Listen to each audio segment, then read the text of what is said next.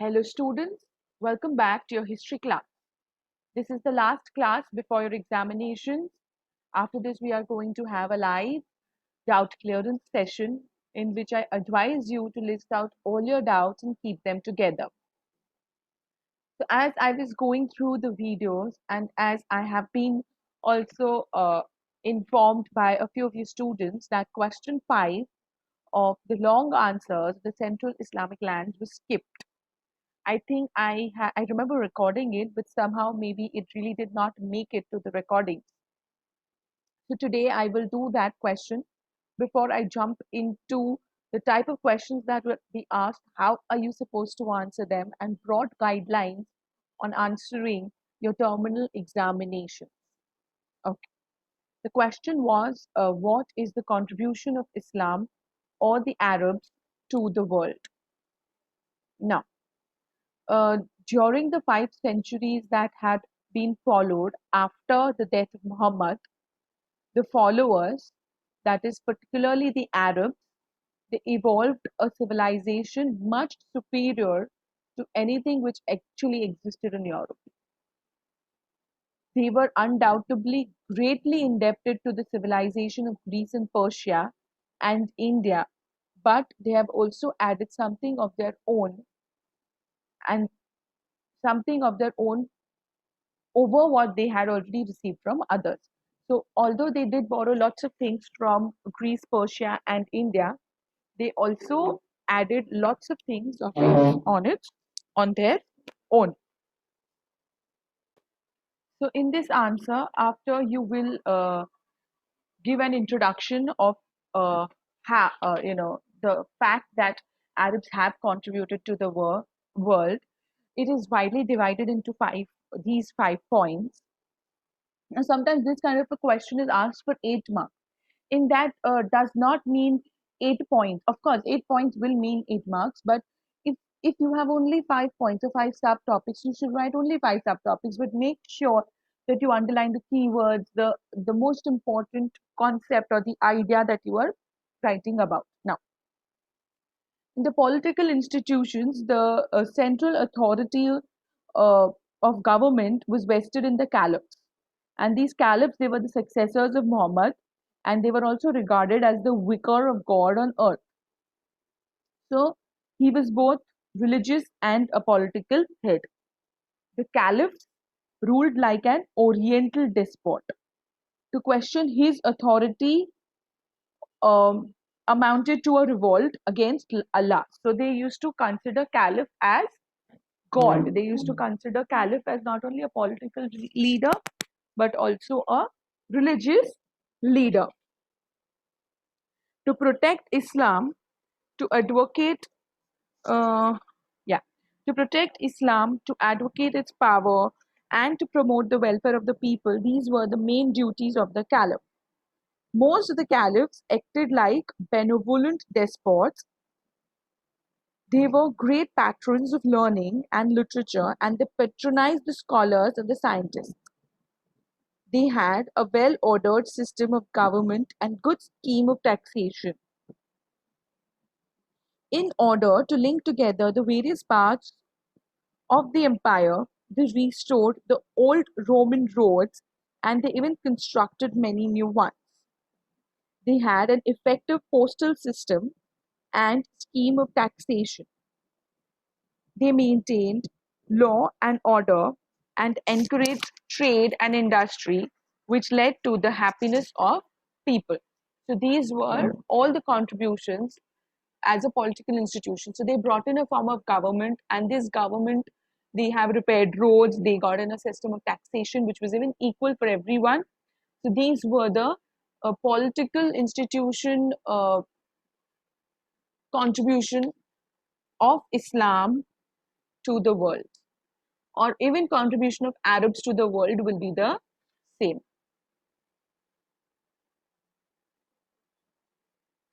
Now, next was the economic contribution. Now, these Arabs, they were very good in the agriculture. They were the greatest agriculturists of their time. They carried on farming in a scientific way. They practiced crop rotation and fertilizers. They had good system of irrigation. They even excelled in horticulture. They knew the art of grafting and producing new varieties of plants and fruits such as apricots, peaches, lemons, oranges, dates, pomegranates, strawberries, etc. And they even built canals for irrigation. That means they had very, very good knowledge of agriculture. They were skillful in also many industries. They worked in all metals: gold, silver, copper, bronze, iron, and steel. In the manufacturing of textile fabrics, no one had surpassed them. Their glassware and pottery were of the finest qualities. They even knew the secret of dyeing, and they were experts in leatherwork. They manufactured many things, including armor, steel, weapons, glassware, rose water, leather goods, textiles, Brooklyn, Brooklyn pottery, rugs, carpets, sugar, wine, paper, etc. As manufacturers, they surpass the world in variety and beauty of design and perfection of workmanship. Even today, the Muslim workers, they are the most intricate in their designing, they are the best in their work.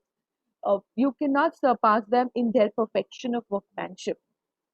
They also made tinctures, essences, and syrups. Okay, so these were the economic contributions of Islam towards the world. Now we're speaking about the learning and literature.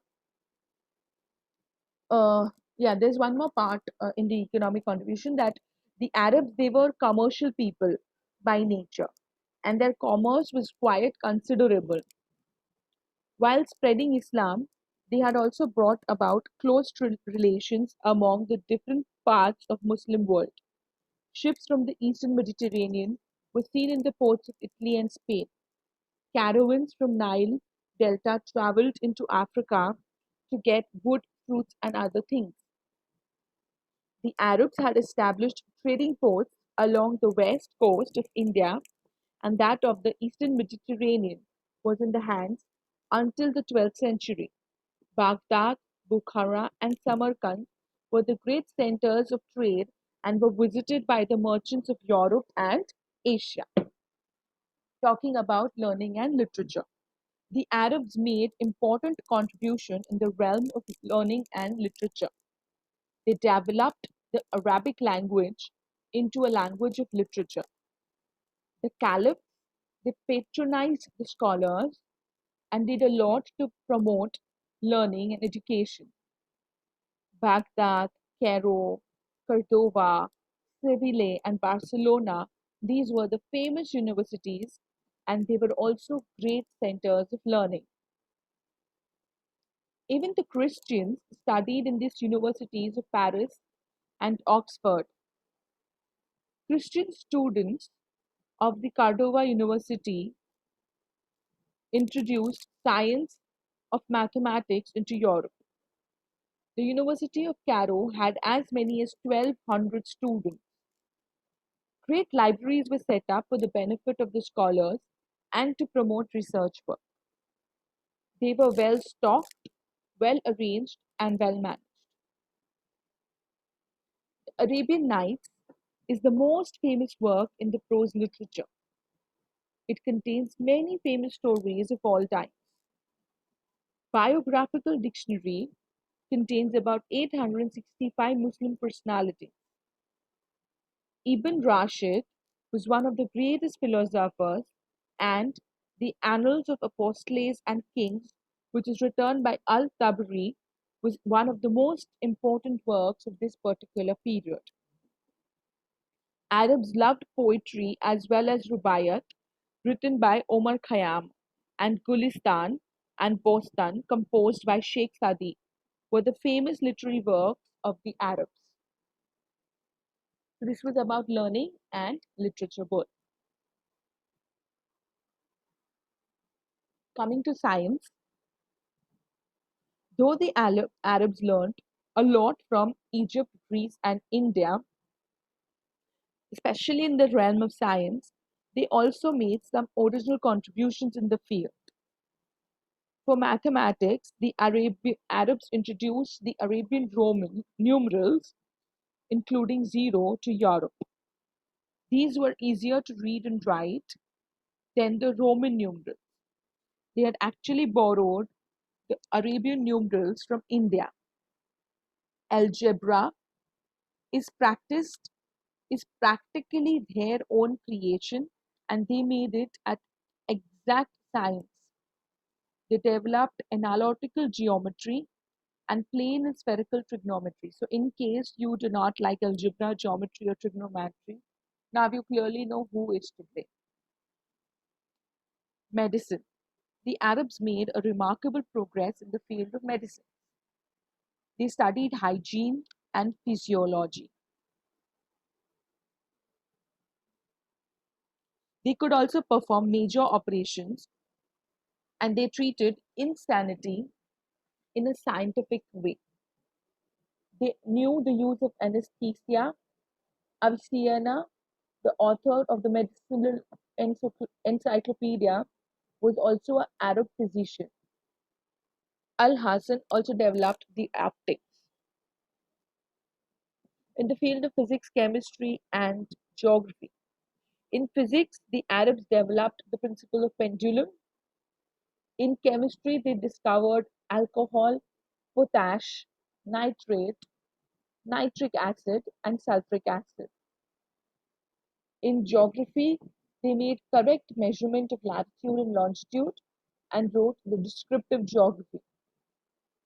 The, the adventurous voyages of Ibn Battuta, Ad-Idrisi, Ibn Hakaul added to the human knowledge. Talking about the art and architecture, the Quran, it prohibits making any human figures, and so the Muslim decorations consisted of complex designs carried in wood and metal. The rich people decorated their homes with colored and costly rugs and curtains. The Muslim artists showed their skills and workmanship in minor arts like metalwork, decoration for lamps, and illumination manuscripts of Quran. Architecture.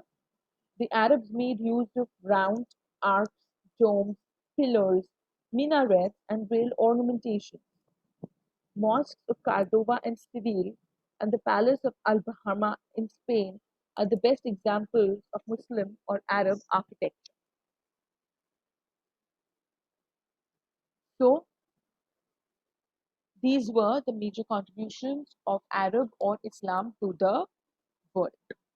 Now, moving further, I want to discuss some broad guidelines for you to attempt your paper.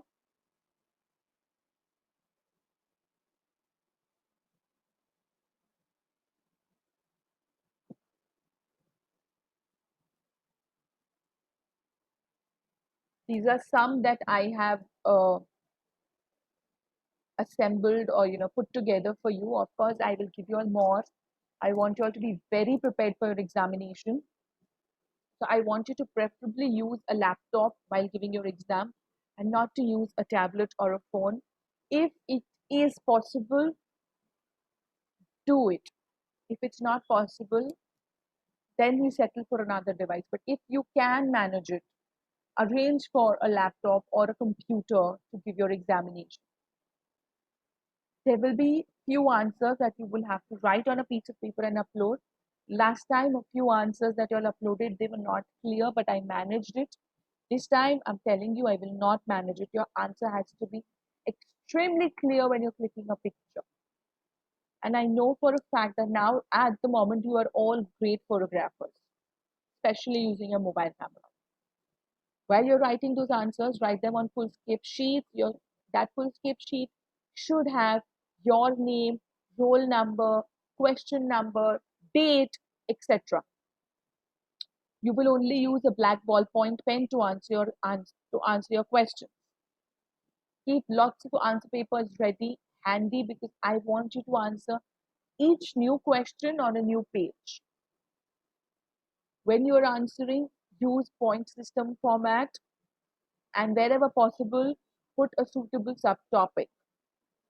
Do not forget to underline your major keywords so that as a teacher, when I'm reading or as an examiner or some other person is reading, they're able to understand your concept very clearly. Click clear images. Don't click slant or upside down or in dark light. Start all the lights of your house. Put, give a nice dark background which is contrasting to your paper. Use an application in your phone. I use the cam scan option. Uh, I use the cam scan option, which works the best because it lets me uh, click the picture in a. You can use doc scanner also. Doc scanner is also very good. Cam scan is also very good. These click the image directly in a PDF form so that uploading becomes very easy. If you're using your mobile phones to click pictures, then transfer these images using WhatsApp web in your computer systems. Okay, transfer the images and then upload them from your laptop. Okay, underline the keywords, click clear images, name all your images, name all your pictures with your initials and question number. So, example, if Padma Iyer is naming the picture for question 1, it will be PI, that is Padma Iyer, PI underscore question 1. Okay. If it's somebody else, if it's Shreya Bharadwaj, it will be SB. Okay. If it's me, Jaini Shah, then it will be JS. Maintain a folder where you keep all your uploaded answers in case your answer is unclear or due to any technical glitch. I need it again. It should be available. I should be able to ask you for it and you should be able to send it to me. For your examination, keep a political map of the world handy and ready with you. This is exactly where you will have to mark everything. I hope you have taken amples of map practice. Map practice is really good 5 marks that you should not lose. In the map, you will use color pencils to indicate areas. If the area is large, you will use color pencils. If it's just a name of a city or a place, you will use some color to indicate it. You will use a colored dot to indicate it. You will use a legend also to indicate all your markings. You will upload correct questions in the correct form. Don't upload answer 3 to question 4 and vice versa. In case of any trouble you are facing during the examination, do not panic at all. Either you contact your class teacher or you contact me. There is ample of time given for your terminal examination. Plan well, plan accordingly, time manage yourself so that you don't run out of time. Give your examination honestly. Integrity is your virtue, not mine. If you are honest, you're honest to yourself. If you cheat, you're cheating yourself. It is your choice, not mine. Just like this examination will show me the progress of my children, this examination will also show the progress of you to yourself. It will explain to you if you are particularly strong or a little weak in some subject or some concept, and it will enable you to sharpen your own knowledge and skills. In Apart from these, if you have any other questions, feel free to get back to me. I'm right here to help you out. Don't worry, don't stress for your examinations. Your exams will go very smooth. Go through all the revision videos again and again so that you are well prepared for your examination. With this, I end today's class. Best of luck. Do very well. I'm looking forward to your answers. All right.